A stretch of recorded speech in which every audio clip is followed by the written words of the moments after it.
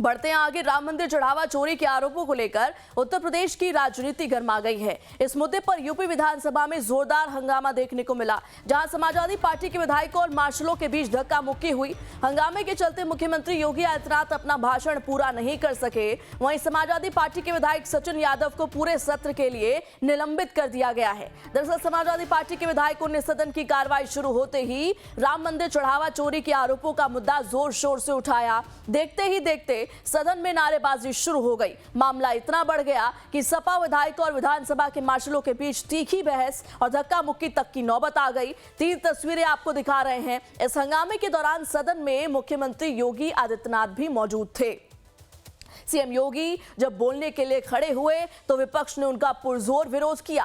भारी नारेबाजी और लगातार हो रहे शोर शराबे के चलते मुख्यमंत्री अपना भाषण भी पूरा नहीं कर सके। सत्ता पक्ष ने विपक्ष के इस रवैये की कड़े शब्दों में निंदा की है। तो यूपी विधानसभा में भारी बवाल, सीएम योगी का भाषण अधूरा ही रह गया और इधर एमएलए सचिन यादव को स्पीकर ने पूरे सत्र के लिए सस्पेंड कर दिया गया है। तो जाहिर तौर पर जिस दिन से 3 अगस्त से सत्र की शुरुआत हुई है, तब से लेकर के अब तक हम लगातार देख रहे हैं कि चाहे सदन के अंदर की कार्यवाही हो या फिर सदन के बाहर की, ये कुछ तस्वीरें लगातार समाजवादी पार्टी राम मंदिर चढ़ावा चोरी मामले को बढ़ चढ़ के जो है उठा रही है। सरकार पर हमलावर है, योगी सरकार पर हमलावर है और अब राम मंदिर चढ़ावा चोरी की गूंज इतनी बढ़ चुकी है कि स्पीकर जो है उनको सचिन यादव को पूरे सत्र के लिए सस्पेंड जो है वो करना पड़ा। बावजूद अयोध्या से राम जन्मभूमि से संबंधित मामले में जानते हुए कि माननीय उच्चतम न्यायालय में ये मामला लंबित है, उस पूरे प्रकरण की गंभीरता को समझते हुए भी इन्होंने न केवल आज सदन की अवमानना की है, सदन का अपमान किया है, साथ ही माननीय उच्चतम न्यायालय में लंबित और माननीय उच्चतम न्यायालय की निगरानी में चल रही उस पूरी प्रक्रिया को भी अपमानित करने का शर्मनाक प्रयास समाजवादी पार्टी के द्वारा किया गया। माननीय अध्यक्ष विधानसभा ने बार बार कहा कि हम चर्चा को स्वीकार करते हैं, अपनी बात को आप नियमों के अंतर्गत सदन के फ्लोर में रखिए, सदन में रखिए, लेकिन सदन की कार्रवाई को विरोध करना, प्ले कार्ड लहराना, अध्यक्ष पीठ की अवमानना करते हुए जो अपमानजनक व्यवहार सदन के अंदर समाजवादी पार्टी का था, वह अत्यंत निंदनीय है और शर्मनाक भी। संवैधानिक संस्थाओं का अपमान करना ये समाजवादी पार्टी का शौक और सगल है। इन्होंने हमेशा से इनका लोकतांत्रिक मूल्यों पर कभी विश्वास नहीं रहा है। हम सब जानते हैं कि हल्ला बोल जिस पार्टी का मुख्य उद्देश्य रहा हो, वो लोकतांत्रिक कैसे कही जा सकती है। हल्ला बोल पर ये विश्वास करते हैं। क्या हर बार लाते हैं, क्या बजट लाते हैं, 30% तो खर्च नहीं कर पाते हैं। और ये सरकार चंदा चोर, चढ़ावा चोर और बजट चोर, बजट भी नहीं खर्च कर पा रहे हैं। 30% से बजट ज़्यादा खर्च नहीं कर रहा है। ये अपनी नाकामी छिपाने के लिए ये बजट लाती है, खर्च कर नहीं पाती है। तो ये देखिए, चंदा चोर, चढ़ावा चोर, बजट चोर सरकार है, इससे कोई उम्मीद नहीं।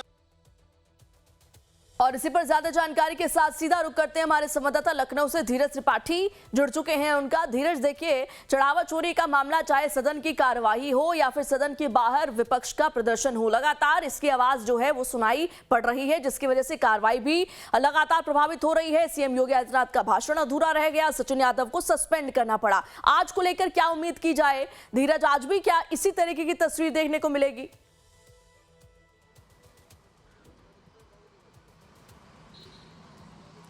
बिल्कुल प्रेरणा, देखिए विधानमंडल के मानसून सत्र में जिस प्रकार से कार्यवाही पहले दिन दूसरे दिन शुरू हुई और उसको लेकर विपक्ष की तरफ से जोरदार हंगामा और प्रदर्शन किया गया, तो आज तीसरे दिन भी जब सदन की कार्यवाही शुरू होगी उससे पहले भी और सदन की कार्यवाही के दौरान जब प्रश्नकाल शुरू होगा तो समाजवादी पार्टी की तरफ से जोरदार हंगामा और प्रदर्शन करने की रणनीति बनाई गई है। और समाजवादी पार्टी की तरफ से लगातार ये कहा जा रहा है कि हम राम मंदिर चढ़ावा चोरी, जवाहर अली विश्वविद्यालय के ध्वस्तीकरण पर रोक लगाने सहित तमाम जो ज्वलंत मुद्दे हैं उन पर सरकार से सदन पे चर्चा कराए जाने की मांग कर रहे हैं। वहीं सत्ता पक्ष की तरफ से लगातार कहा जा रहा है कि आप प्रदर्शन मत करिए, जो नियम और परंपराओं के अंतर्गत व्यवस्थाएं बनी हुई हैं कि सदन में उन सवालों को उठाना है उस तरीके से सवाल उठाइए। जहां तक चढ़ावा चोरी की बात है तो वह मामला सुप्रीम कोर्ट में विचाराधीन है और ऐसे में उस मामले को लेकर किसी भी सदन में उसकी चर्चा नहीं कराई जा सकती। यह तर्क सत्तारूढ़ पार्टी की तरफ से लगातार दिया जा रहा है। तो यही कारण है कि जब उत्तर प्रदेश के मुख्यमंत्री योगी आदित्यनाथ नेता सदन यानी विधानसभा में जब उनका संबोधन चल रहा था, उससे पहले अनुपूरक बजट की जो प्रक्रिया हो रही थी उस दौरान भी समाजवादी पार्टी के सदस्यों की तरफ से जोरदार हंगामा और प्रदर्शन किया गया। समाजवादी पार्टी के तमाम सदस्य वेल में आकर लगातार हंगामा कर रहे थे और समाजवादी पार्टी के जो विधायक सचिन यादव उनकी तरफ से मुख्यमंत्री योगी आदित्यनाथ के बयान वाला एक पोस्टर भी सदन में दिखाया गया और विधानसभा अध्यक्ष की तरफ से उसे न दिखाए जाने की व्यवस्था दी गई, उसका पालन नहीं किया गया और उसके बाद उन्हें निलंबित करने की भी कार्रवाई की गई। और इसके अलावा जो समाजवादी पार्टी के तमाम विधायक वह धरने पर भी बैठे। नेता प्रतिपक्ष माता प्रसाद पांडे ने धरना समाप्त कराया और उसके बाद एक समाजवादी पार्टी विधायक दल की एक बैठक भी कल हुई थी और उसमें यह तय किया गया कि समाजवादी पार्टी सदन में सरकार को घेरने का काम करेगी और उसको लेकर लगातार उनकी जो तैयारी है वो चल रही है। तो निश्चित तौर पर आज सदन की कार्यवाही के दौरान तमाम जहां विधायी कार्य होंगे उसके साथ ही जो विपक्ष की तरफ से सवाल खड़े करने के काम है वो होगा। और इसके अलावा जो विधान भवन की सुरक्षा को लेकर अलर्ट जारी किया गया उसको भी एक तस्वीर अगर हम आपको दिखाना चाहें कि विधानसभा के आसपास भारी मात्रा में जो सुरक्षा का डिप्लॉयमेंट किया गया, आप तस्वीरों में देख सकते हैं कि लगातार प्रशासन की तरफ से हाई अलर्ट जारी किया गया था कि विधान भवन की सुरक्षा को लेकर उसको लेकर यहाँ पर रैपिड एक्शन फोर्स के पैरामिलिट्री फोर्सेज के जवानों का अच्छी संख्या में डिप्लॉयमेंट किया गया, जिससे कुछ जो प्रदर्शनकारी जो विधान भवन के आसपास आकर प्रदर्शन करते हैं उस पर पूरी रोक लगाई गई है, जिससे किसी प्रकार की अप्रिय स्थिति न होने पाए। जिस प्रकार से संसद भवन में विपक्ष की तरफ से या जनजी की तरफ से प्रोटेस्ट किया गया तो उसको लेकर यहाँ पर विधान भवन के आसपास